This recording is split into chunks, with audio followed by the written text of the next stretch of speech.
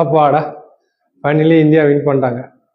நான் வேறு இப்போ பசங்கெல்லாம் வேறு வாய் விட்டேன்னா, இந்தியா ஜெயிக்க போகுது மாச கீசுன்னு வேறு அன்றைக்கி வீடியோவில் பசங்களாம் எதுவும் பண்ண போகிறாங்கன்னு பயந்துனே இருந்தேன். ஆனால் ஜெயிச்சிட்டாங்க இந்தியா. ஓப்பனிங்கில் பார்த்தா நம்ம ரோஹித் சர்மாவும் கில்லு இறங்கினாங்க. ஒரு 5 பால் போச்சு. ரோஹித் சர்மாவுக்கு வேறு சரியாக படவே இல்லை. எனக்கா என்னடா தலைவனுக்கு படவே மாட்டேங்குது பயந்துன்னு இருந்தேன். அப்படியே போனால் ரோஹித் சர்மா அவுட்டு. சரி, ரோஹித் சர்மா அவுட் ஆனால் என்ன, எங்கள் தலைவர் விராட் கோலி இருக்காரு. விராட் கோலி இன்னைக்கு ரொம்ப கொலவெறிலுங்கிறான். இன்னைக்கு ஒரு ஃபார்மில் என்ன பண்ண போகிறாருன்னு பார்த்தா நம்மள ஆச்சிட்டு எல்பிடபிள்யூ ஒன்றுமே புரியல. முடிஞ்சிச்சுடா ஸ்டோலி நினச்சின்னு பயந்துனே இருந்தேன். அப்புறம் ஷேயர் வந்தார். ஷேயரும் நம்ம குட்டி பிசினஸ் என்ன பண்ணார், நல்லா ஆடினே வந்தாங்க. கில்லுக்கு வேறு நல்லா பட்டுனே இருந்துச்சு. சரி, கில்லு தான் நல்லா படுது, நல்லா ஆடுறான்னு பார்த்தா நம்மளால திடீர்னு வந்து கிராம்ப் வந்துச்சு. சோலி முடிஞ்சுதுடா. என்னதான் பண்ணுறதுன்னு ஒன்றுமே புரியலைங்க. பயந்துனே இருந்தேன். அப்புறம் பார்த்தா நம்ம ஷேயர் ரன் அவுட் வேற.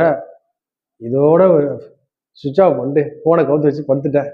அதுக்கப்புறம் எழுந்துச்சு பார்த்தா நம்மளோட வாஷிங்டன், நம்ம பிள்ளை ரொம்ப ஒரு பிள்ளை வாஷிங்டன் பார்த்தீங்கன்னா செம அடிங்க. அந்த மாதிரி தான் அக்ஷர் பட்டேல், நீ மட்டும் தான் அடிப்பேன், நானும் உன்னை விட மாட்டேன்னு சொல்லிட்டு 2 பேரும் அடிச்சு இந்த ஃபர்ஸ்ட் எவர் ஓடி 50 வந்து 2 பேரும் இது பண்ணுறாங்க. ஃபைனலி வந்து இந்தியா வின் பண்ணிட்டாங்க. நல்லா சந்தோஷமாக தான் இருக்குது. இந்த மாதிரி இன்ட்ரெஸ்டிங்காக வீடியோ வேணா என் சேனலில் ஃபாலோ பண்ணிங்க.